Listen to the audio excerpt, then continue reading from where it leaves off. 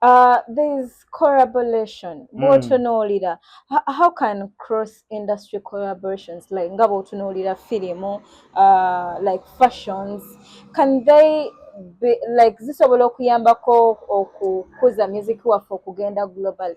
Collaboration is the best way to tap into other markets. But the problem is the value we bring on table when it comes to collaborations. Cross-border collaborations are the best. Nti okola akayimba no mu Nigeria oba no mu Ghana oba no mu Kenya oba nachi ne kasobola okugenda. Naye omuntu yenna nga tonakola naye collaboration naye atunuulira value kijyomuwa. Gyomugattako. Yes, and in most cases the market here very very small. Ochiraba. Artists baffe obatunuulira kati nga ku Spotify. Average libalina emitwalo 3, mitwalo 6. Botunuulira aba Nigeria bali milioni 2, milioni 10. Kitegeera. So omuntu yo mu Uganda kati ani asinga? I think a pass. Nedda bambi tokikola. Really? I think Vinka, either Vinka Azawi ne Elijah Kitaka baleka bali mu top ng'ojjeko Joshua Baraka because he's at about 300k. Bana abasigadde abo bonna benjogedde tekuli ayingira mitwalo 2. Naye bw'otunulamu Wizkid milioni 10, Tems milioni 16, Davido milioni 2 okitegeera. Kati omuntu alina milioni 2 agenda kukola atya n'omuntu alina emitwalo 6? Kiddayo ku kye nakugambye nti omuntu alina milioni 2 okukola n'omuntu w'emitwalo 6, omuntu w'emitwalo 6 alina okuba nga alina amuteekamu ssente so that you pay your way okufuna collaboration yeyo. So that's the easiest way okufuna collaborations eziri valuable. Engeri endala gye tusobola okikolamu is through kufuna aba artists baffe babere signed to major labels, but unfortunately major labels teziri so much interested in signing Ugandan artists because akatale temuli ssente. Engeri endala ya kutagetinga ready to blow artists. Nti artist atanaba kimakinga bulungi abeera mwangu wakola naye. Nti leero kakati King Madi omulaba 2 years ago she was an upcoming artist. Leero tasobola kukola na luyimba na muyimbi wa Uganda yenna. Naye singa waliwo yamutappinga mu 2 years ago when she was just about to blow, then maybe that would be an opportunity okusobola kukola collaborations. But at the end of the day it is also about building relationships. Buli omu alina okubuilding relationships ze because the Ugandan music industry is independent. Buli muyimbi ali ku lulwe. Waliwo record label jana egamba nti egenda kuteeka mu ssente ebintu ebyo bibeewo. Lastly, I think it is the state government webeera na interest esobola okubuyinga collaborations ezo because they have the power, they have the money. Nti Davido waba ayagala $1 million basobola okugimuwa, government esobola okugimuwa, oba waba ayagala emitwalo 10 okubeera mu collaboration basobola okugimuwa. Government ya Uganda esobola, but kubanga era etaddemu ssente. Federation olowooza budget yayo ebadde mu settlement almost 10 billion shillings. So federation webeera ekozesezza impact. Simanyi oba ekoze impact nze kugamba budget yayo. Okay. Impact ya federation, that is a story for another day. Okay. Naye bwe banga already bakozesezza 10 billion shillings. Kitegeeza singa state naye etunulamu neemanya the value that can come with exporting music, because this is the beauty with export. Oluyimba lumu bwe lugenda ne lukuba globally ne lukola 100 million streams. Yeah. That is about, I don't even know how much it is. Like $300,000. Okitegeera. Ezibeera zigenda okujja mu market yaffe. That is revenue. Tutunda mpewo okusinga okubonaabona n'emmwanyi. Okiraba? So maybe they don't see that perspective of nti oluyimba lugenda ne lukuba globally lutwala erinnya lya Uganda naye ate luleeta ne ssente. Album bwekola obulungi n'ekyatinga bulungi etwala erinnya lya Uganda naye ate tuleetera ne ssente. So okitunulamu nga at the end of the day buli muyimbi ayagala okukola ne Wizkid. Ne Wizkid tagenda kukkiriza. Gwe yali amanyi yali omu Moze Radio. When Moze died kyakomaawo. Ate nabo bwe bafuna chances ezikola oluusi music ne bajja ne bakola ebintu ebiri mediocre. Bw'otunuulira video ya Moze Radio ne Wizo ne Wizkid mazima ddala nsajja bamutunuzaamu kamera oba ya 15 okitegeera like how do you expect him to push such a product omusuubira atya okupostinga video eyo ng'efulumye pages ze it doesn't rhyme with the kind of branding gy'aliko ng'omuntu. So what they do is they sing and leave it for you bw'ofaafagane nakyo. So nze ndowooza the biggest investor in all this should be the government really, but tebalina interest. They are the only ones who can shift the needle because it is super expensive.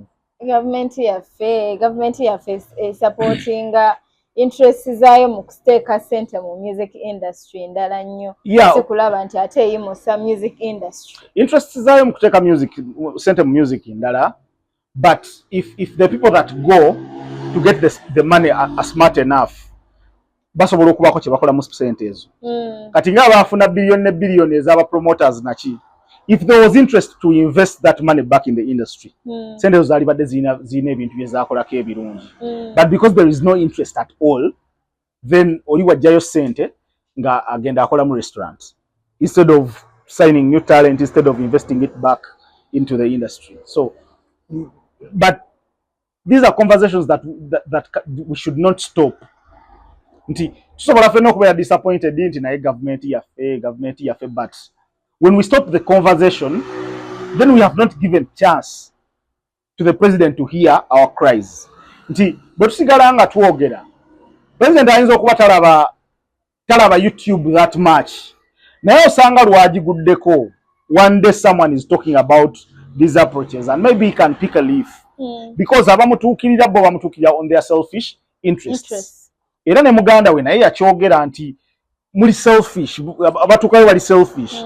Kitegeeza ki nti ye muganda we yatunula n'alaba ebintu engeri gye birina okubaamu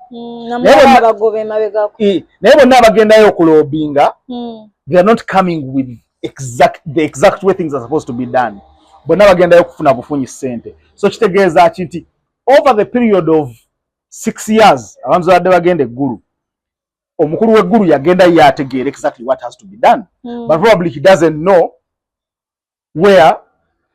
which is the right angle to invest in rightly, or who is the right person to invest in. And that goes back to industry very scattered. Nti buli muntu ali independent, wakyaliwo na groups nti singa badde golden production nga bali wamu bayimbi 8-10, it is easier to invest in them because they have a better structure. Naye kati leero bwe wajjosha Baraka Eddie Kenzo ng'anyiiga, bwe washiba Lydia Jasmine ng'anyiiga, bwe wa Lydia Jasmine vinka ng'agamba oyo lwaki owadde oyo okiraba. So kati that bit of everybody being independent nabo oluusi baba tebalina bye batandikira, but at the end of the day like all sectors bwe baba nga foreign investors tebali interested kujja neffe nga tukkiririza product yaffe, then we have to invest in it ourselves. We don't have to wait for the other ones, bali bajja kutusanga nga tutambula. Okay. But do we have what support system is in place okulaba nga eyambako young artists bano? Tewali support system ya young artists. Do we have academies in Uganda? Music academies. I don't know. Manyi waliyo music academies. Music academies in what sense? Amasomero agatendeka music. Boinayo gomanyi gwe toli mu Uganda lwaki obusanze. But to be honest, I don't think there are any.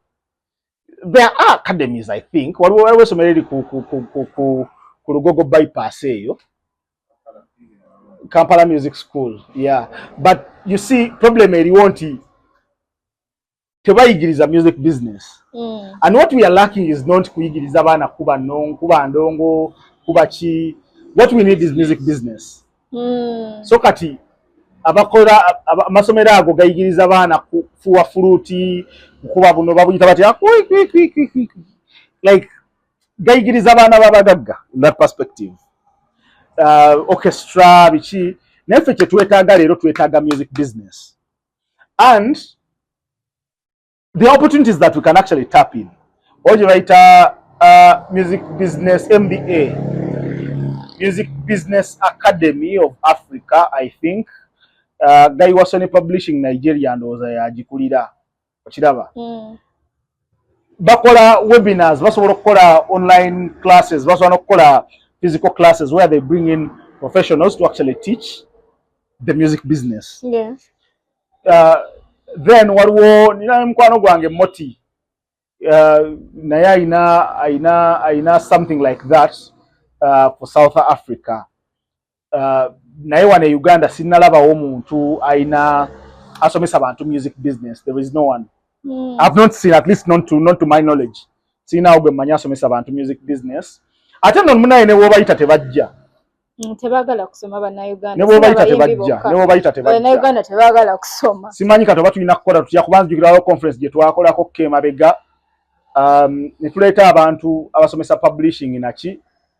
Naye bakyali bange n'oyo atuddaawo badda mu bbiya emabega. Badda mu kunywa bbiya. Ne beerabirayo bali basomesa ku stage. So that is the perspective of Ugandans, nti batuuka mu kifo naye ne beerabira ekibalese ne badda mu mboozi. So I don't know any efforts. Kati olana Makerere University eyo, School of Performing Arts. The curriculum today is not a curriculum to build a music business. It is a curriculum ekyayigiriza abantu okukuba engoma. Dole mi fast. Engoma nkimanyi nti yes, zina bezikolera bwe baze exportinga. But what is selling right now? Tulina okubeera adaptive nga tuadaptingira ku bintu bye tulowooza nti mu kiseera ekyo bye bitutwala mu maaso. Naye kati bw'oleeta omuntu n'otandika okumuyigiriza okukuba engoma, asimanyi eno bagiyita baakisimba, asimanyi eri bagiyita nankasasi. Like, that is not where the business is. The business is taking music, mu publishing, mu synchronization, mu chi. Nawadde ngamba abantu yesterday nti oluyimba lumu okuyingira Hollywood movie. Basobola okusynchronizinga ne basasula ba producer ne ba songwriter abakola oluyimba olwo $5,000 egya $. Just one song nga luyingidde Hollywood movie. But the thing is, we do not even know where to start from okutuuka mu Hollywood. Tetumanyi na muntu asayininga atya ne publishing house. Tetumanyi publishing house ebeera yeetaaga biki. Okiraba? So these are the things music business byalina okukola ki? Byalina okuyigiriza abantu. Kyakubiri, when it comes to education and the music industry, I feel like we need professionals from other sectors. Abaana abavudde Makerere nga basome business administration. Bw'ajja n'ayiga music business, atubeera mu maaso ffenna abataasoma business administration. Okiraba? Nti tuve mu bintu byasimanyi, gayi yazze ne ssente yavudde e Masaka atunze omusenyu, n'ajja n'ateeka ssente mu music. Like, we are going to invest a lot, naye nga tekiri efficient. So we need to encourage the artists to call never managers abagenzeeko ku ssomero ne basoma. We need to encourage younger people abali mu ba lawyers, ba business, ba marketing experts, ba engineers, ba IT technicians okutandika okuyingira music industry, because that is when we start professionalizing the different departments of the music industry. Because what bagiyita industry, because it has all these legs, from production to marketing to legal to management, human resource management. So, but you see, maybe more production, nemu ba artist, on average, artists are fairly, so you know what oyinza okugamba, because bagamba omuntu wamala mu business emyaka 8 beera master's degree. Tuyina betugamba nti oyo alabika kale kati ali ku level ya master's degree mu kyakola as an artist. Ne ba manager tuyina betujja ne tugamba oyo naye alabika ali ku level wait. But do we have lawyers, enough lawyers to help us understand the agreements? Do we have enough business development people? Do we have enough marketing people abagenze ku somero ne basoma marketing mu music industry?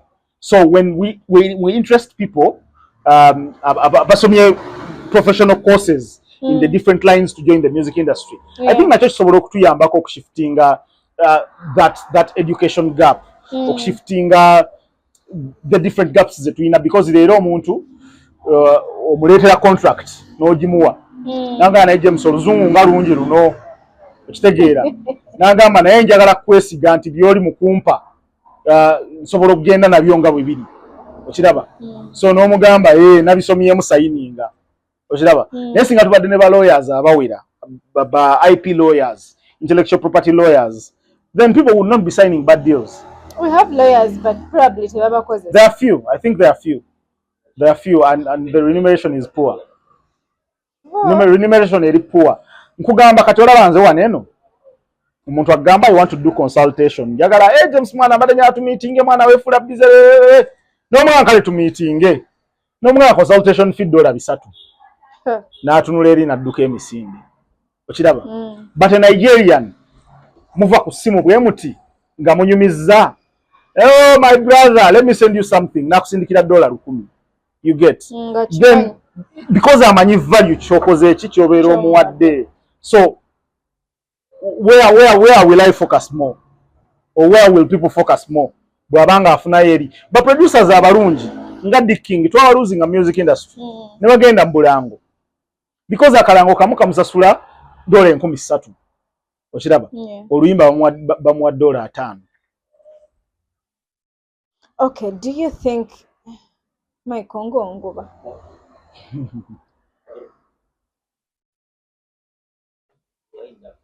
wind up yeah really what was it was it because people focus on the artist and the producer, they forget the manager. This the manager is doing the business. I want to ask a question. That will come last. That will. Katulina ebibuuzo bimeka ebirala. Kambuze kyembadde nkubuuza then that question. Then oleete ekyo then tuggalewo kale.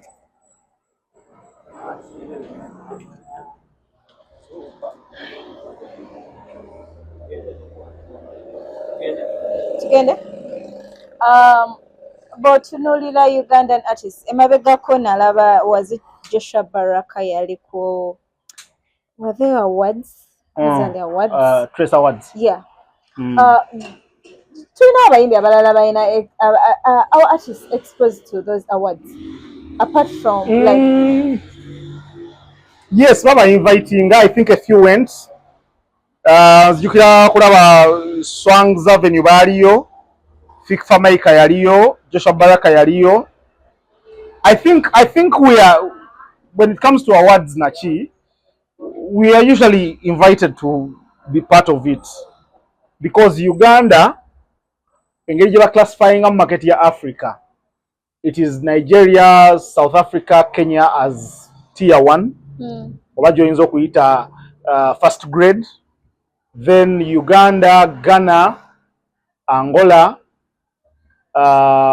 Tanzania nezibeera second grade then tujja mu ndala ezirimu eziri mu third grade nachi so if you're going to do an awards night you need a bit of A-class students and B-class students because they're all potentially good students. Yeah. So batuyita ku awards ngezo ne tubeerawo era bana Uganda babeerawo mu awards enzenjawulo babeeramu so yeah I think babeeramu but the thing is do we win and what would make us win for example bagamba East African best artists best male artist East Africa can we compete with the likes of BN?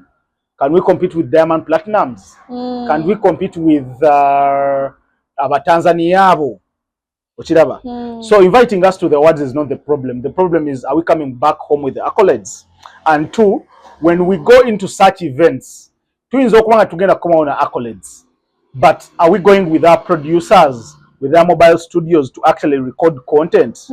Because our Diamond Platinums wobeera omufunidde mu moment. Ngolusi kigenda kubeera kizibu omufuna outside that. Ochiraba. So do we leverage those spaces? Which I feel like we don't leverage them. All we care about is that picture. Ekikasita tufuna ekifaananyi fe tubeera tumaze. So I don't think we use the awards and the opportunity gye babeera batuwadde because they pay tickets for these people. Yes, babasasulira tickets ne basasulira ne hotel. Ne babeera bakusasulidde tickets ne rooms 2. Yeah? Ne bakuwa ne meals. As part of your entourage, osobola okubeera ne producer wo. enyimba ezisinga tuzirabye nga ba artists bazikolera mu hotel rooms. Ba producer balina system bwe batambula nabo obuli mobile. Ne ba recording then ne baddayo ne ba mixing ebintu bulungi. But I don't feel like kubagenda bonna salabayo omuntu yekubya kifaananyi oba kulaga or even okubaako oluyimba olufulumye right now nga tugamba nti oluyimba olwo bali recordingira ku Press Awards Zanzibar. I have not seen that. So we are not leveraging that opportunity quite well. Abo tunuulira music industry tutunuulira nnyo ennyimba muwandiisi production tubitute ku marketing waliwo kye tuyita manager. Njagala kutunuulira impact ya manager eri omuyimbi. Management is everything. Omulimu gwa artist gwali badde kuyimba ebisigadde n'abirekera manager okubeera nti amuyambako oba amuteeka mu kuba ettuufu. But unfortunately bayimbi batono abasigala ne loyalty ne respect nga bamaze okukimeekinga. Artist abasinga bamala okukimeekinga then they make the manager to be more of a personal assistant instead of a manager. Kati eyo kireeta obuzibu. They don't respect time. They don't respect contracts. They don't respect meetings. They don't respect people. They don't respect the media. They don't respect anybody. Why? Because kat artist yetegerera manager aliwo gamba ugambi yes. Okiraba. So that echo kiddayo ku mbeera y'okubeera nti independence buli artist okubeera nga ali independent. Kimalirizanga nti kakati mpulira mukwano gwange Roger ne Spice Diana bali mu lutalo because kati maybe omuyimbi yafunamu ku sente. Okiraba.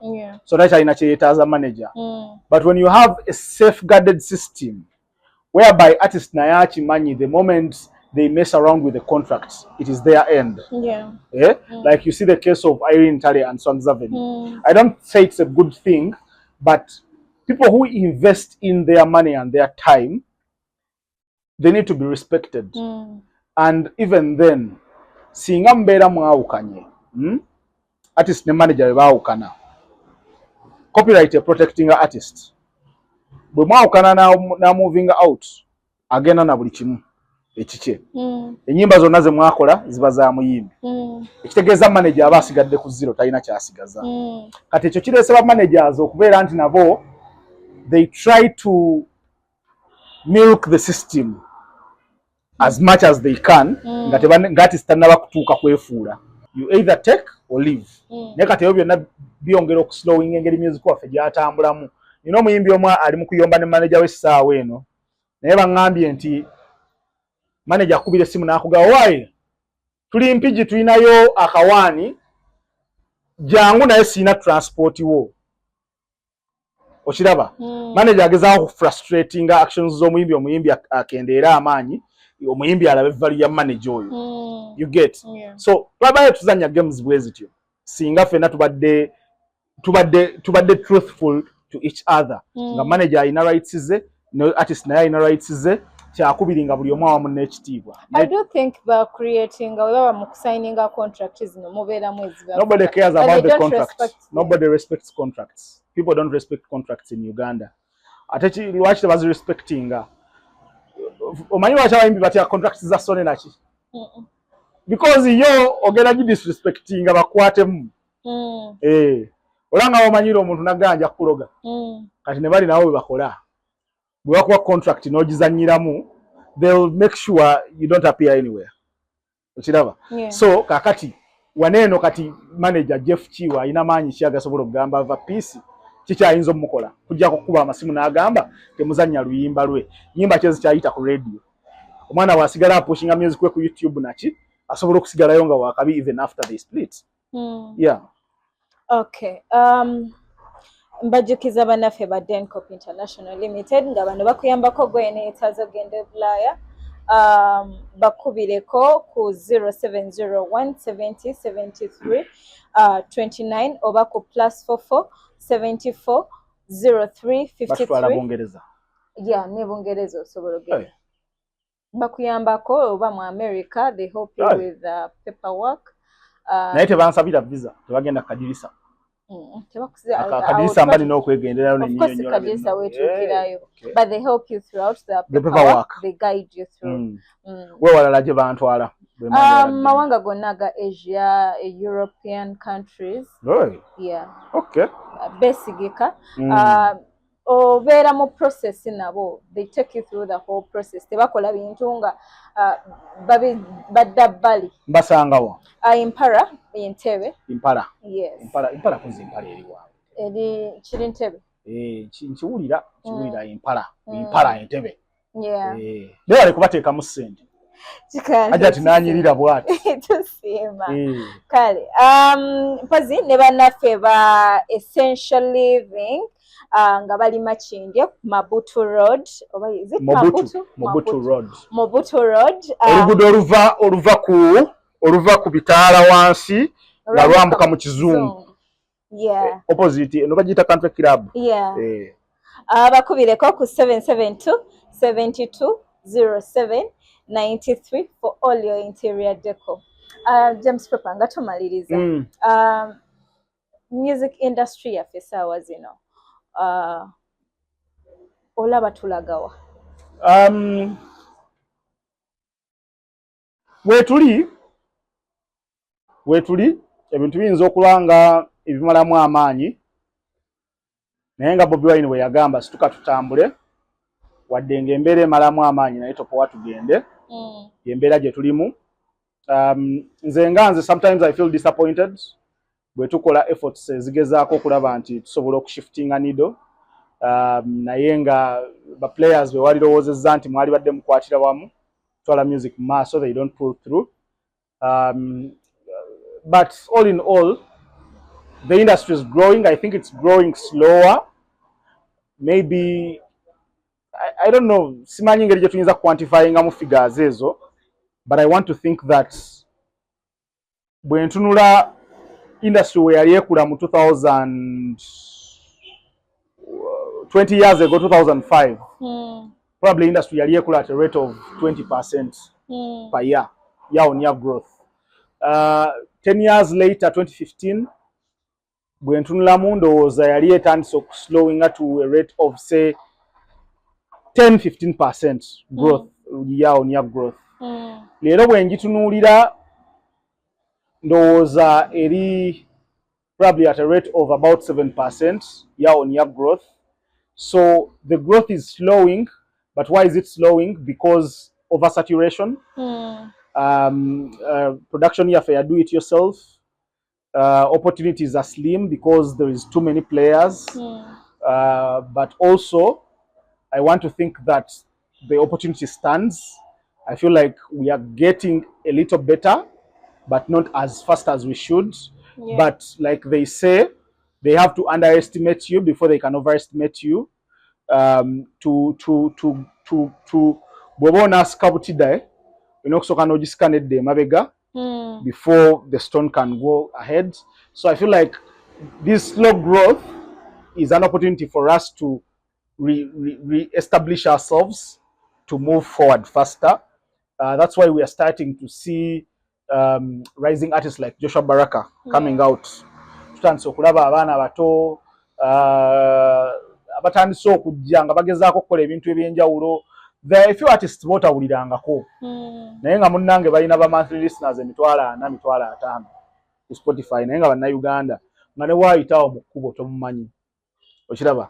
So that level of creativity, that level of thinking outside the box, thinking beyond ebivulu nachi, I think is it will help us overcome and grow out of this localized domestic industry.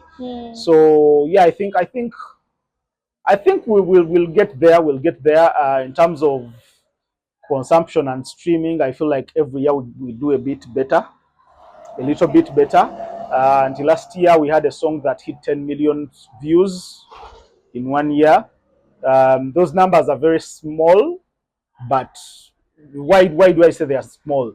Because there are other music videos that have more than 1 billion streams. So for betuyina 10 million streams, then yes, we are a small market, we are a growing market, but at least tuyina 10 million. Omwaka guli 2023, I think the best song had about 5 million views on YouTube. Last year 10 million views. This year sinalabawo oluyimba lugenda kukola views bwezityo, but you never know, we are still just in quarter 2. Maybe a song will show up that will, you know, okusobola okuba numbers bwezityo. Yeah, but we're slow, but we shall get there. You talked about independence, like abayimbi okubanga bali independent. Nina akabondo k'abayimbi kendaba. I don't know balubeera lunaku ki. Balina we batuula. Ewa. Oba ekifo kiri eyo mutungo. Balina we batuula. I think they have a music session, or music jam, something Jam like session. Jam session. Federation. Ebagattako ki? Diru. Okay, it's the unpopular chat where unpopular opinions spark real conversation. Million kumi gwe ngabakwadde million kumi spending it. Oh, you know kuyiye ebintu bwebityo. But for me, my problem is one. Yeah. It's okay to celebrate people like Mzee Sebata, but do not dehumanize them. That is my problem. Ndimugezaako okucelebrating abantu bano ate olusi baba dehumanizing. Kyakubiri okuba celebrating kirungi, but we do not have to stay stuck in the past. Tulina okubeera nga tumuvinga mu maaso. Bakulu baffe abo bakamiliyoni bakimanyi. Jam sessions z'abayamba. Ne jam session erina kuyamba muyimbi ajja. Si muyimbi yaggwako. Because Sebata ne bwe tunaamukomyawo. Ne wonamu jam sessions za 5. Maybe mbyanayogera mbaamu ebi-inspiring abato. But we need to give more stage to the younger ones than the old ones. So ntubijja mu ddiiru tukole. Okay, it's the unpopular chat where unpopular opinions spark real conversations. Until next time, bye bye.